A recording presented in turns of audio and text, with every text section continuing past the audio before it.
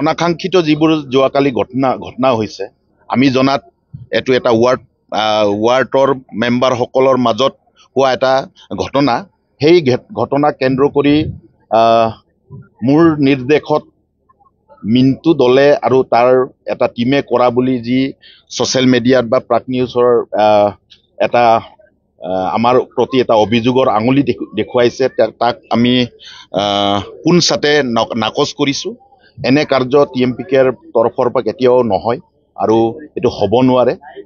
আৰু সেই ঘটনা যিসকল দুষ্কৃতিকাৰীয়ে কৰিছে তেখেতসকলক কৰায়ত্ব কৰক আৰু এটা সেই সম্পৰ্কত আপোনালোকে আইনী ব্যৱস্থা গ্ৰহণ কৰাত আমাৰ একো আপত্তি নাই। এই আইনী ব্যৱস্থাত যিসকল মানুহে জড়িত আছে এখেতসকলক আইনীভাৱে গ্ৰেপ্তাৰ কৰক বা আইনীভাৱে ব্যৱস্থা গ্ৰহণ কৰক, তাত আমাৰ সহযোগ থাকিব। প্ৰাগ নিউজে প্ৰতিদিন টাইমে যি প্ৰচাৰ এতিয়াও কৰি আছে তেখেতসকলৰ এই প্ৰচাৰ কাৰ্যক এটা তদন্ত অবিহনে আপোনালোকে ডাইৰেক্টলি TMPKক আজি আঙুলি টুৱাইছে, এইটোক আমি ধিক্কাৰ দিছোঁ, গৰিহণা দিছোঁ। আমি ক'ব বিচাৰিছোঁ যে আমি সদায় গণতন্ত্ৰৰ চতুৰ্থ স্তম্ভক সন্মান কৰোঁ, প্ৰাগ নিউজকো সন্মান কৰোঁ, প্ৰতিদিন টাইমকো সন্মান কৰোঁ, নিউজ লাইভকো সন্মান কৰোঁ বা সংবাদ গোষ্ঠী সকলো অসমৰ সংবাদ গোষ্ঠীক আমি সন্মান কৰোঁ। আৰু আপোনালোকৰ জৰিয়তে মই জনাব বিচাৰিম যে প্ৰাগ নিউজৰ এতিয়া যিসকলৰ নাম সাঙুৰ খুৱাই আমাক অভিযোগৰ আঙুলি টুৱাইছে, আমাৰ নিৰ্দেশত বুলি কৈছে, এখেতসকলৰ মুৰব্বীসকলক এবাৰ সুধি লওক যে প্ৰাগ নিউজৰ চিফ এডিটৰ প্ৰশান্ত ৰাজগুৰু TMPKৰ সোণালী জয়ন্তীৰ সামৰণি অনুষ্ঠানত উপস্থিত হৈছিল। আমি কেতিয়াও কোনো এজন সংবাদ গোষ্ঠীৰ মানুহৰ বিৰুদ্ধে আমি যাব নিবিচাৰোঁ আৰু নাযাওঁ, কিন্তু অনাকাংক্ষিতভাৱে আমাৰ নামটো লৈ যি প্ৰচাৰ কৰি আছে তাক আমি অতি শীঘ্ৰে বন্ধ কৰিবৰ কাৰণে আমি অনুৰোধ জনাইছোঁ, আহ্বান জনাইছোঁ। নহ'লে আমি আইনী ব্যৱস্থা গ্ৰহণ কৰিম।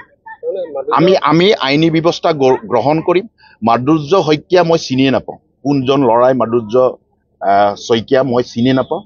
আৰু তেখেত যে প্ৰাগ নিউজৰ স্থানীয় সংবাদদাতা বুলি আমি গমেই নাপাওঁ। মই চিলাপথাৰ বাসিন্দা, কিন্তু তেখেতে কৈছে যে তেখেত চিলাপথাৰৰ স্থানীয় সংবাদদাতা বুলি আমাক জনাইছে প্ৰাগ নিউজত। এতিয়া আমি সামাজিক মাধ্যমৰ জৰিয়তে গম পাইছোঁ, কিন্তু মইতো কেতিয়াও এখেতৰ প্ৰাগ নিউজৰ স্থানীয় সংবাদদাতা বুলি আমি গম নাপাওঁ। কিয়নো বুলি ক'লে 26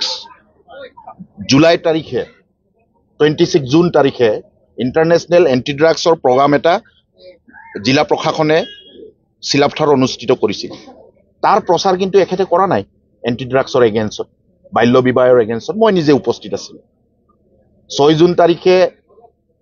জুন তাৰিখে চিলাপথাৰত এটা নাগৰিক সভা অনুষ্ঠিত হৈছিলে এণ্টি ড্ৰাগছৰ এগেইনষ্টত, ড্ৰাগছ বিৰোধী অভিযানৰ এগেইনষ্টত TMPK আহ্বান কৰিছিল। তাৰ প্ৰচাৰ কিন্তু মই দেখি পোৱা নাই। তো মই ভাবিছোঁ যে কোনজন প্ৰাগ নিউজৰ এই স্থানীয় সংবাদদাতা কোনজন, নাম মই চিনি নাপাওঁ। কিন্তু প্ৰাগ নিউজৰ মাধুৰ্য শইকীয়াৰ নাম কৈছে, মই তেখেতক চিনি নাপাওঁ। আৰু তেখেত যে স্থানীয় সংবাদদাতা প্ৰাগ নিউজৰ মই সেইটোও নাজানো।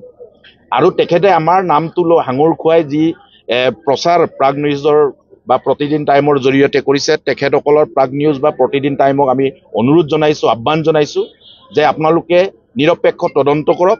আৰু সেই তদন্তৰ আঁৰত আমাকো যদি আপোনালোকে সাঙুৰ খুৱাব বিচাৰে, আমি আইনী ব্যৱস্থাত আমি নিশ্চিতভাৱে সহযোগ কৰিম।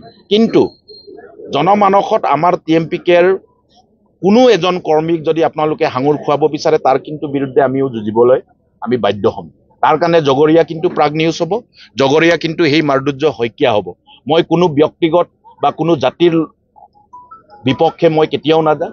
আমি সদায় বিভিন্ন জাতি জনগোষ্ঠীক একত্ৰিতৰে আগুৱাই নিয়াৰ কথা আমি সদায় কওঁ। মিচিং অধ্যুষিত অঞ্চলত থকা বিভিন্ন জাতি জনগোষ্ঠীৰ অধিকাৰৰ কথা আমি সদায় কৈ আহিছোঁ, আৰু বিভিন্ন জাতি জনগোষ্ঠীৰ সকলো অধিকাৰক সমানভাৱে আগুৱাই নিয়াৰ কথা TMPK সদায় কৈ আছোঁ। আজি আমি সকলো জাতি জনগোষ্ঠীক একত্ৰিত কৰি আগুৱাই নিয়াৰ পৰিকল্পনাত যাতে কোনো জাতি জনগোষ্ঠীৰ কালপ্ৰিতে আমাৰ মাজত থকা সম্প্ৰীতি আৰু সমন্বয়ক বিংগিত কৰিব বিচাৰি যি জনমানসত ছ'চিয়েল মিডিয়াৰ জৰিয়তে কৰিব বিচৰা কাৰ্যক আমি ধিক্কাৰ দিছোঁ, গৰিহণা দিছোঁ। আৰু নিৰপেক্ষ তদন্ত হওক, সেই তদন্তৰ আওতাত যদি আমাকো সাঙুৰ খুৱাব বিচাৰে, আমি নিশ্চিতভাৱে আইনী ব্যৱস্থাত যদি আমাক প্ৰয়োজন হয় আমি নিশ্চিতভাৱে সহযোগ কৰিম।